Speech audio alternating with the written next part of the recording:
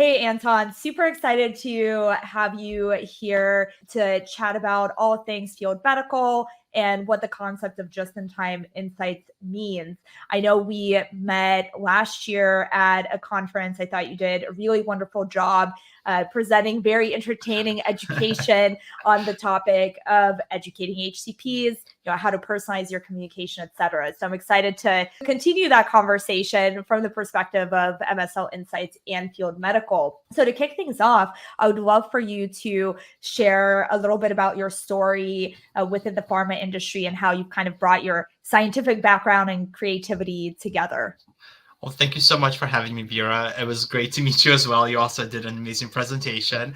And I love how we were able to kind of like hit it off, kind of nerding out about AI together. So my background is kind of unusual in that I'm a biochemist who went to the dark side. So I started as an academic scientist. And then while working for Siemens, I had the knack to be able to kind of distill a lot of complicated science into marketing talk. And that led to my interest in marketing. And from those times, I worked in the various pharma industries. I worked in rare diseases with hemophilia at Novo Nordisk. And then I worked at Novartis as part of their precision medicine division. And so I kind of bring a lot of that kind of scientific minded, patient centric, like HCP mindset, but also the ability to convey education and critical concepts in something that's digestible and something that's memorable. Because I think the best way we remember is if something's memorable at the end. So, and I've been in the industry for 15 plus years at this point doing that. So thank you for having me on this call. Yeah, of course. I feel like it's so powerful to be able to distill down complex topics that can come with rare disease or precision medicine into something that is truly easy to digest, especially when you're communicating, whether it's with HCPs or all the other stakeholders, right, that are ultimately involved in the patient journey. So I'm curious, with your scientific background and kind of your creative background, are there projects that you've worked on that you feel like really demonstrate that translating that complex science into something easy to digest and memorable? Yeah, no, so I've done a couple of things over the years. I've done kind of gamification at one point of looking at a complicated graph that salespeople would jump over, right? And I made it gamified where it compared one product to the competitor products to show efficacy. And then most recently at Novartis, one of the things that I'm most proud of is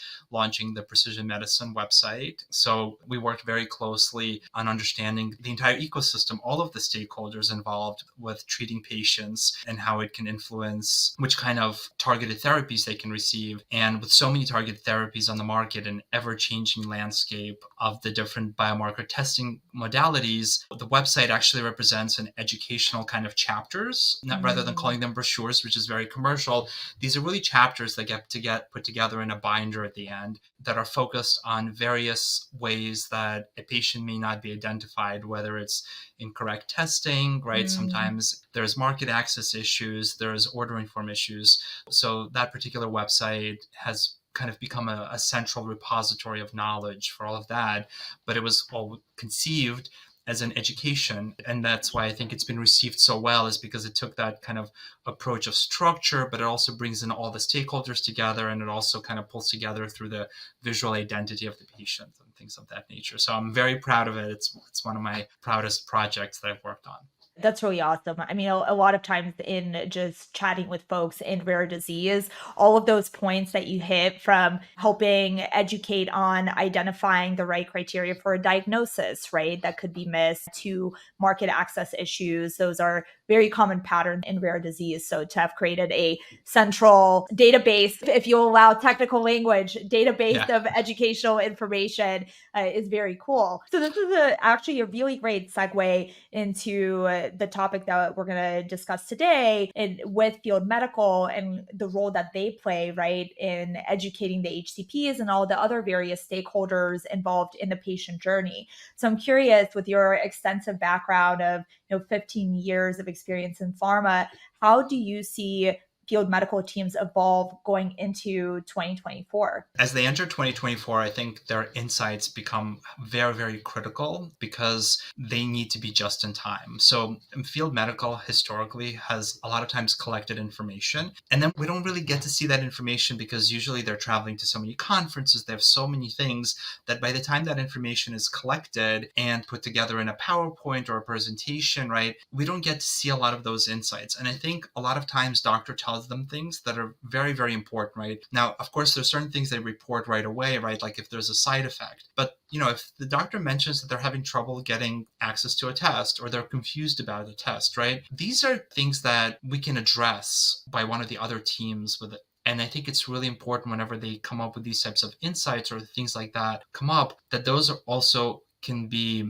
communicated to the other functions as quickly as possible. And I feel like a lot of times that doesn't always happen just because they take a note, it's forgotten, it's somewhere in their notes, right? It's transcribed maybe 2 weeks later, maybe, on a monthly call, it becomes addressed, right? It doesn't always transfer into the actual notes about the account, right? And so the important people that are supposed to kind of take care of that and look into it don't always get that information. And I think that's very critical because they spend so much time talking to doctors, because historically medical, and to Eddie, who was on your earlier podcast, right, discussing the history, is MSLs came out of sales that were more technically oriented, right? And so their job is to have those really deep conversations. And a lot of times they form really, really good relationships with doctors and chat with them all the time about new discoveries, bring publications to their interest. And so I think as 2024 rolls in, I think it's really critical for teams to start making sure that these insights travel really quickly to the relevant teams because there are so many biomarkers, because patient care is so critical, and because when these insights get missed, the potential is the patient doesn't get the right medication. So on the precision medicine side, that was always hypercritical for us as well, right? How many patients never find out that they're eligible for a biomarker because they were never tested properly, right? Because there was a gap there. They move on to another treatment, and then it's not as effective as the treatment they would have received if they received the biomarker-based therapy. So it almost sounds like going into 2024, it's like over the last many years, and we already know this, but field medical affairs, every team virtually in a pharma company sits on volumes of data, right? And the insights in a way are already there. They're present, but they're just not visible. And from field medical, with the critical role, to your point, that they play in really being close to HCPs and engaging those scientific discussions, they have such a wealth of knowledge of what's happening on the ground, and it's stored somewhere. But maybe 24 is the year of communicating that. So it's stored somewhere. So how do we pull it out more real time and actually get it to the right internal stakeholders quickly, so that way we can move to patient impact and close those barriers more quickly than we were able to in the previous years? Yeah, absolutely. And having that information kind of integrate also, right? Not just having kind of these silos. Because right now I feel like there's a lot of unbranded teams out there, right? Whether it's some companies will call them unbranded, some call them, above brand. These are teams that aren't talking about the medication. They're just talking about like compliance, right? They're talking about like what are the guidelines that have been rolled out. Their goal is patient centricity. It doesn't matter which company's drug the patient ultimately goes on. The idea is to make sure the patient goes on the right clinical journey.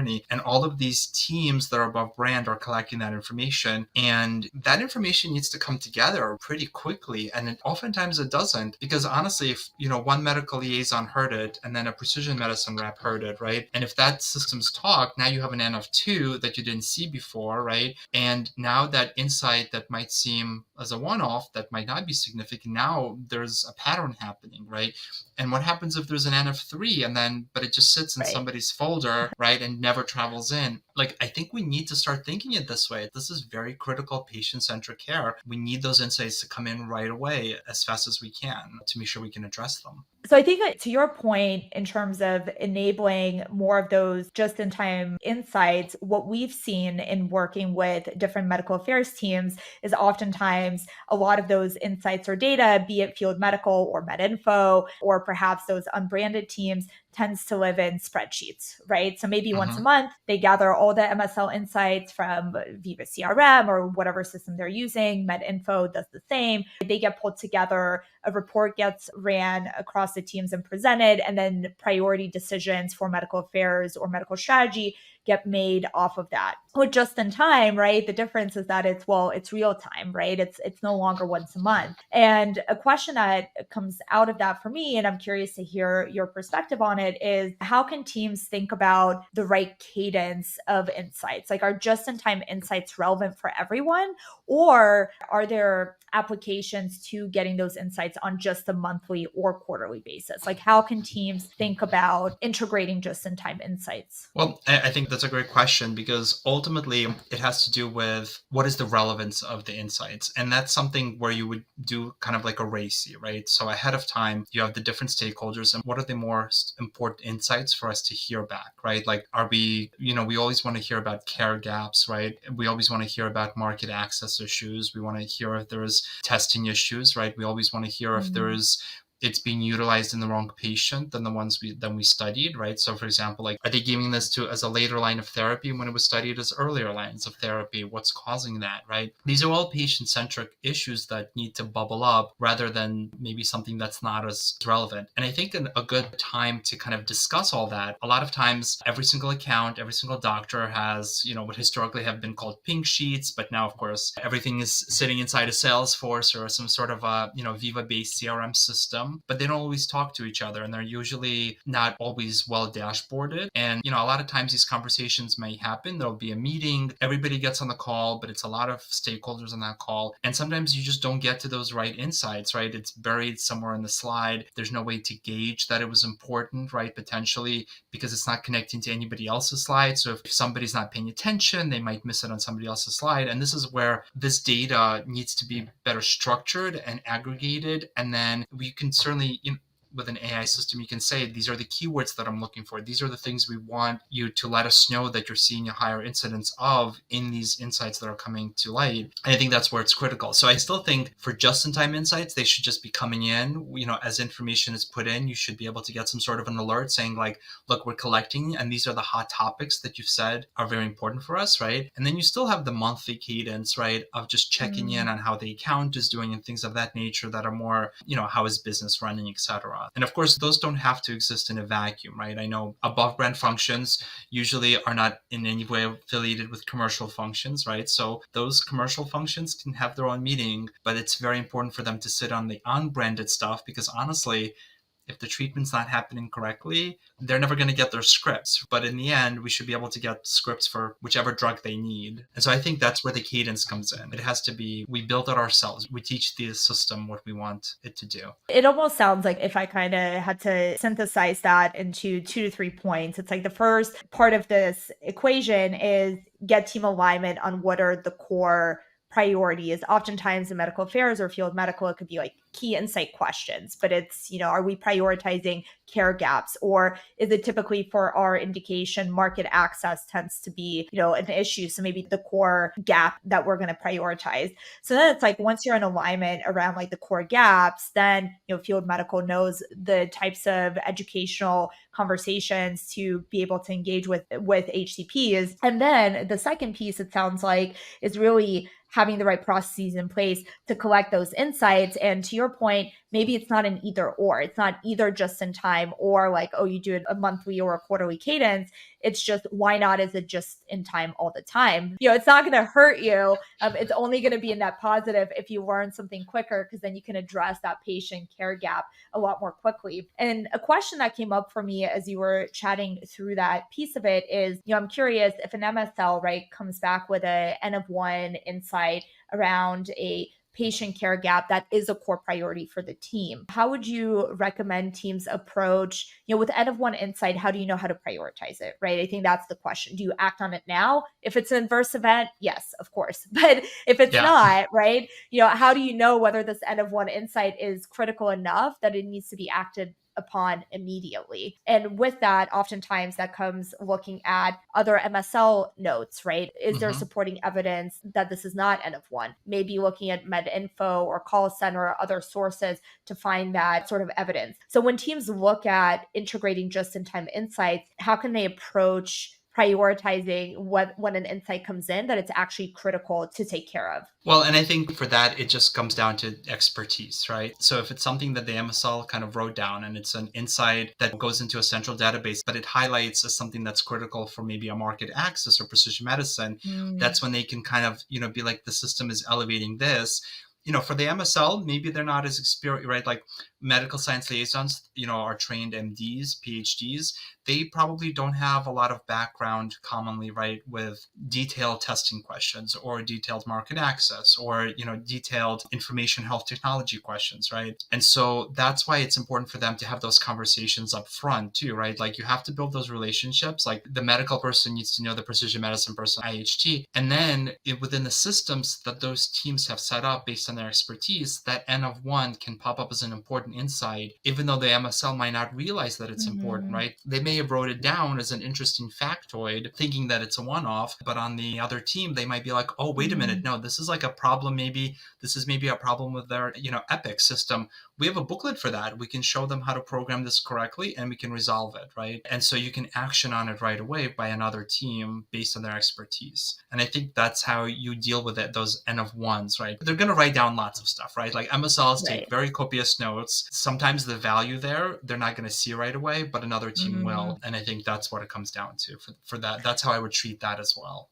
It's the expertise lens on that same data point that can give you very different insights. So an HEOR market access person looking at the same note might have a very different interpretation than an MSL looking at it. And this brings up a really good segue, I feel like, into cross-functional collaboration, right? So oftentimes with, for example, medical affairs and commercial, there's this firewall split. But there's value in insights and data gathered across all functions, right? Market access, HEOR, real world evidence, medical affairs more broadly, and commercial. So how do you think about how can medical affairs teams effectively collaborate cross-functionally given the typical firewalls that exist in place? Well, I mean, and just kind of like to build up on your question and what we just said, right? I think sometimes we think of these collaborations as like the antique roadshow, right? Like when somebody brings in like a random vase, right, that they have no idea what it is, and then they find out it's like some rare thing from 200 years ago, right, that costs thousands of dollars, right? It's that lens. And that firewall between commercial and medical that exists, right, really exists there historically because they didn't want, once again, going back to history and what Eddie talked about, right? It used to be a time when sales reps would have those medical conversations and they would not always be correct, right? And then the doctors, it was ruled that the doctors would get confused, right? Something that was unlabeled for the drug versus just a medical conversation, right? And so they had to be separated, right?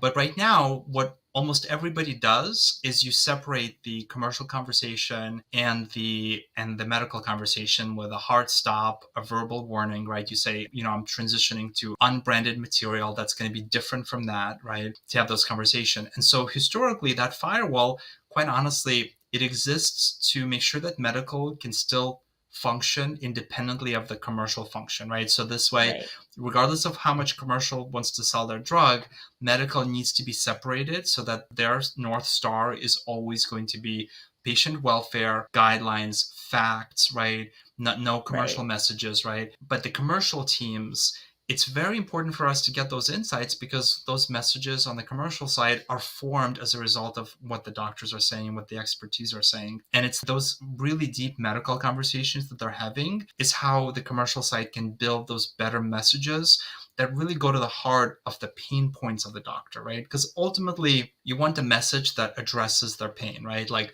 what are they interested in? They're interested in overall survival, right? They're interested in efficacy. And that's where that firewall is, right? Like, it protects medical, but it's so important for medical to share all of that information to all the other functions, right? Market access, precision medicine, like all the other teams that work, because they can all take that knowledge and utilize it to actually, fix things and do things better on the back end.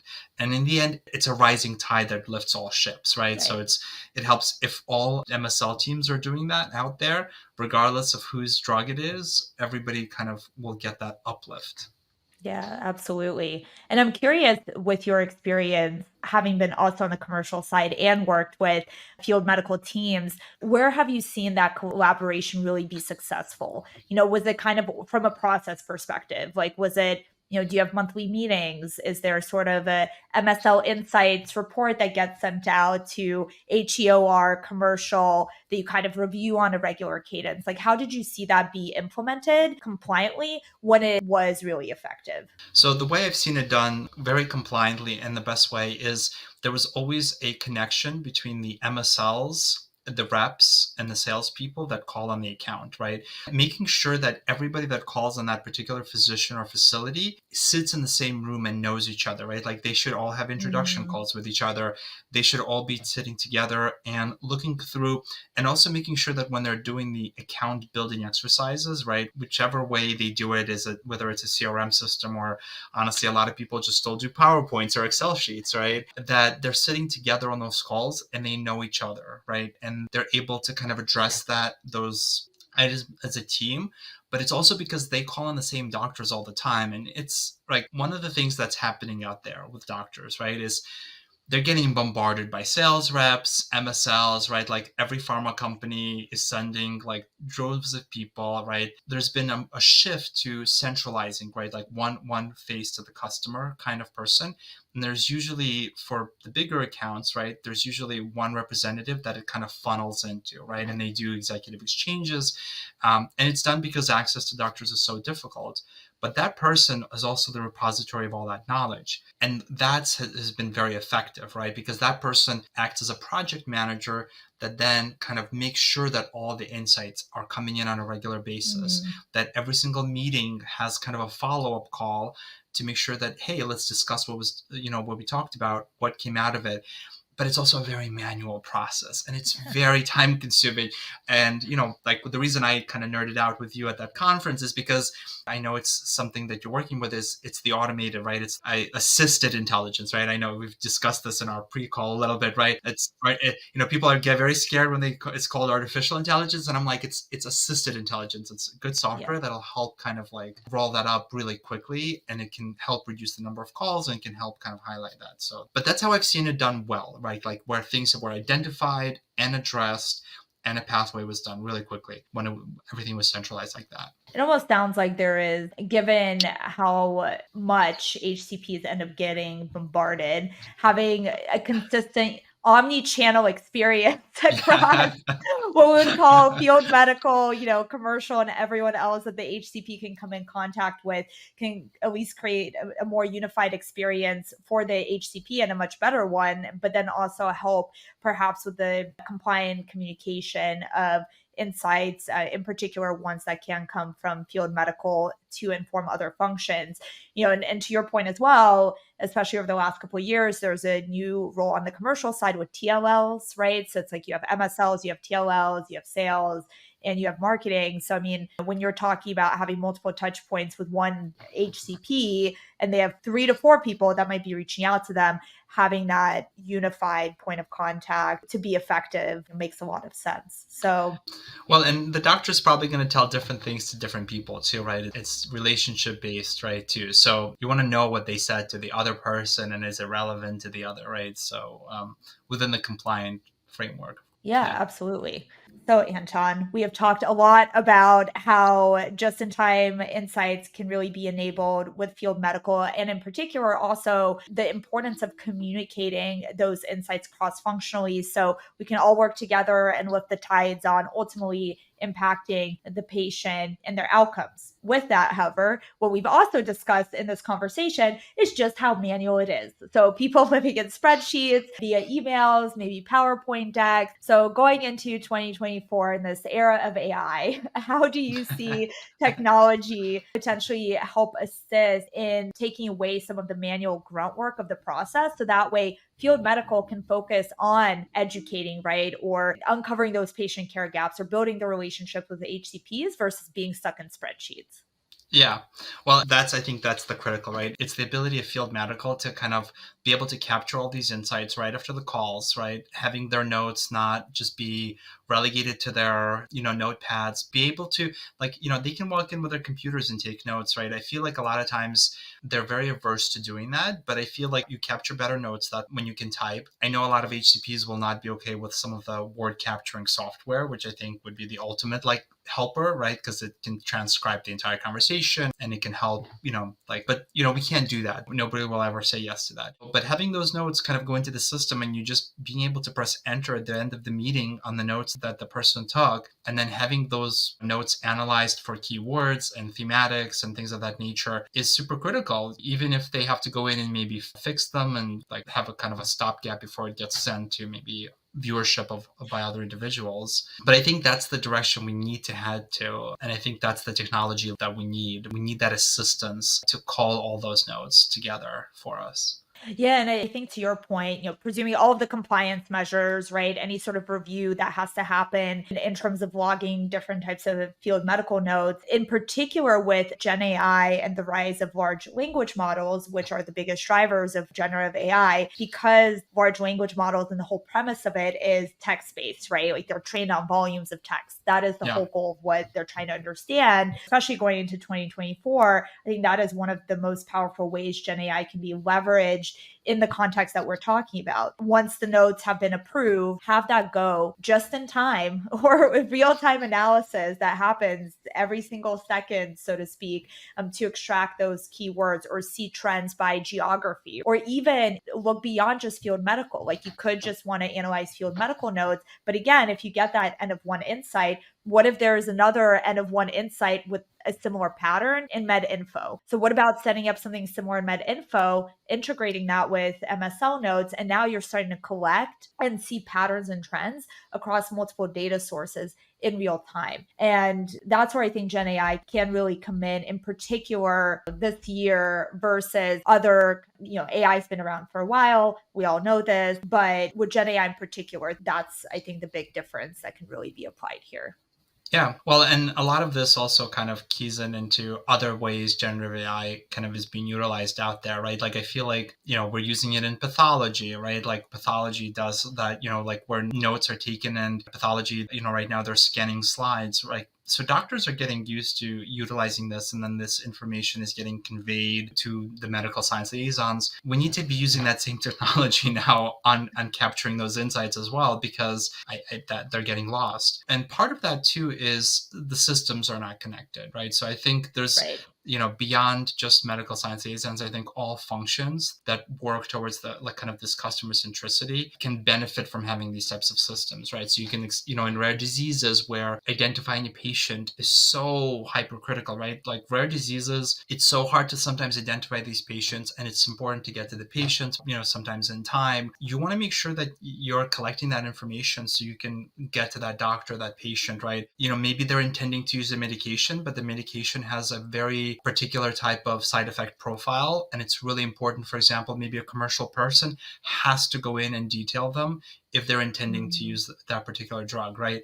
A medical person doesn't usually know that commercial side of it, like the person that was trained to do that, right? And so those are very critical things, right? Those things need to be captured so you can funnel it to the right teams. And so Yeah, and especially I feel like in rare disease, oftentimes that culmination of the different data sources is so critical because you might not have a lot of data in the first place. So if you just look at field medical, that may not always give you the comprehensive view that even as an MSL, you might need to be able to do your job effectively, right? Maybe you need to broaden the scope of all of the different data sources you look at in order to be able to identify the patient or enable the right market access if that's the biggest issue occurring in that disease state today. The second point too that I wanted to make is that oftentimes with Gen AI, right, folks are always thinking about content generation and that being the most common use case. And there is applicability here, but also extracting insights and processing and analyzing, I think is also an underrated kind of application of Gen AI that most folks don't talk about.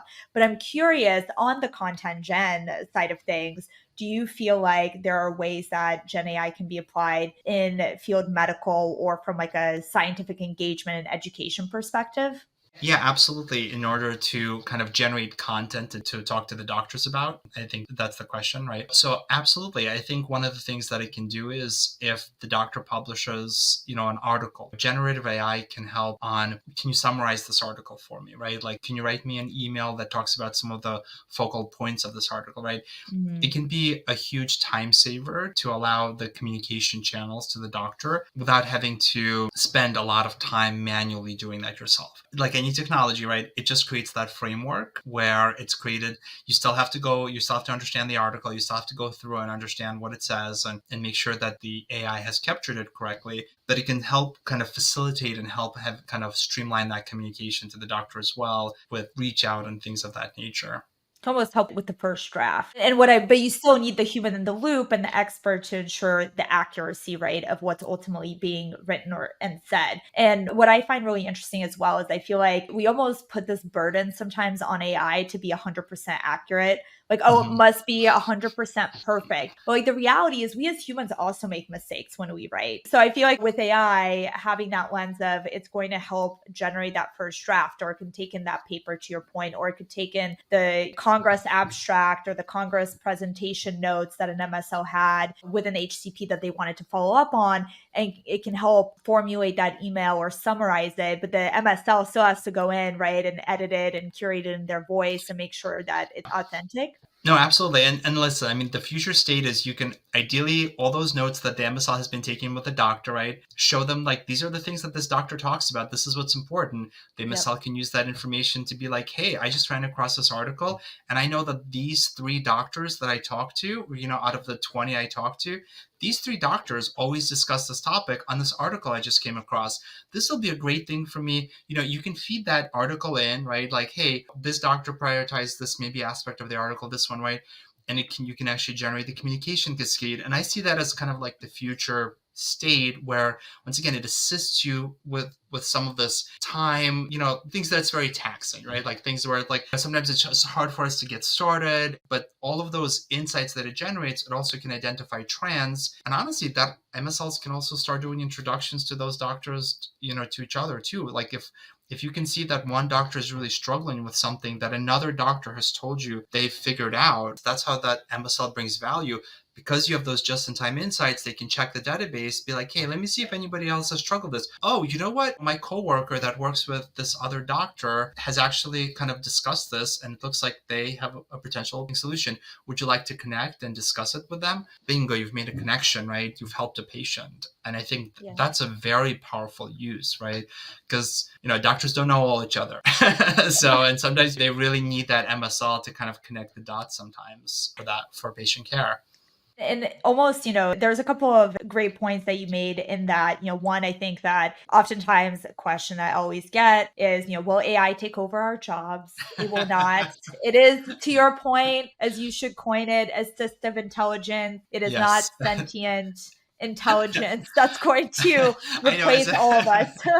I mean, as an Isaac Asimov fan, I feel like a lot of people are using artificial intelligence, and I've started to tell people like assistive intelligence. This is just, it assists you. And honestly, I get the same aha moment from people now when I introduce it to them that way. As I remember, like Mm, 20 years ago, I'm dating myself, but I remember like helping a coworker at the time that was doing, I wrote a macro in Excel to help her look at back orders, right? So, she was doing it very manually at the time, but I said, there is a better way. I can take all this data, I can write a macro in Excel for you. And she was like, you just saved me 4 hours a yes. day.